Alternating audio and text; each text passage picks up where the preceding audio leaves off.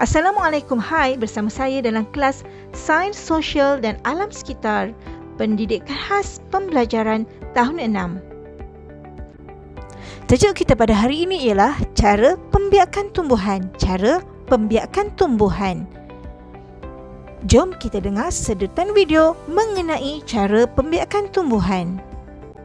Terdapat banyak cara yang berbeza tumbuhan boleh membiak. Tumbuhan boleh membiak melalui biji benih, anak pokok, daun, batang bawah tanah, spora dan keratan batang. Tumbuhan yang menghasilkan buah seperti pokok betik, pokok tembikai dan pokok tomato membiak melalui biji benih. Contoh-contoh tumbuhan lain yang membiak melalui biji benih ialah pokok mangga, pokok rambutan dan pokok cili. Tumbuhan yang membiak secara keratan batang ialah pokok tebu, pokok bunga ros dan pokok bunga kertas. Anak pokok adalah tumbuhan kecil yang tumbuh berhampiran tumbuhan induk. Contoh-contoh tumbuhan yang membiak melalui anak pokok ialah pokok pisang, pokok keladi dan pokok nanas. Terdapat juga tumbuhan yang membiak melalui daun tumbuhan induk. Contoh-contoh tumbuhan yang membiak melalui daun ialah pokok setawa dan pokok lidah metua. Sesetengah tumbuhan seperti bawang membiak melalui batang bawah tanah menjadi tumbuhan kecil. Tumbuhan lain yang juga membiak melalui batang bawah tanah ialah pokok ubi kentang dan pokok halia. Sesetengah tumbuhan seperti paku pakis membiak melalui spora. Contoh-contoh tumbuhan lain yang tumbuh melalui spora ialah cendawan dan lumut. Jom murid-murid kita buat ulang kaji bersama. Namakan 6 cara pembiakan tumbuhan. Masihkah murid-murid ingat dengan fakta yang telah diberi sebentar tadi? Jom kita ingat kembali. Terdapat 6 cara tumbuhan membiak. Yang pertama, melalui biji benih.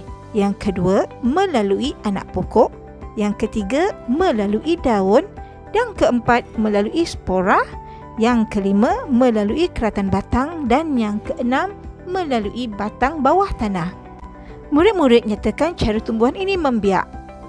Ini adalah pokok lada. Bagaimanakah pokok lada membiak? Cuba murid-murid teka. Ya, lada membiak melalui biji benih. Kedua, ini adalah cendawan. Bagaimanakah cendawan membiak? Cuba murid-murid teka. Ya murid-murid, cendawan membiak melalui spora. Ini adalah pokok pisang. Bagaimanakah pokok pisang membiak? Cuba murid-murid teka. Pokok pisang membiak melalui anak pokok. Bagaimanakah cara halia membiak? Cuba murid-murid teka. Apakah jawapannya?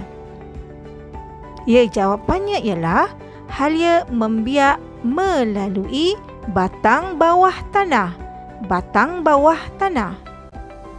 Bagaimanakah pula pokok setawar membiak? Cuba murid-murid teka dengan pilihan jawapan yang diberi. Jawapannya ialah pokok setawar membiak melalui daun. Dan akhir sekali ialah pokok tebu. Bagaimanakah pokok tebu membiak? Cuba murid teka.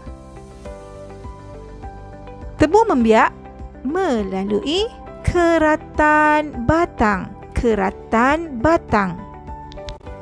Sekian sahaja kelas kita pada hari ini. Diharap murid-murid dapat memahami tajuk ini dengan sebaik-baiknya. InsyaAllah berjumpa dalam kelas yang akan datang. Sekian, terima kasih.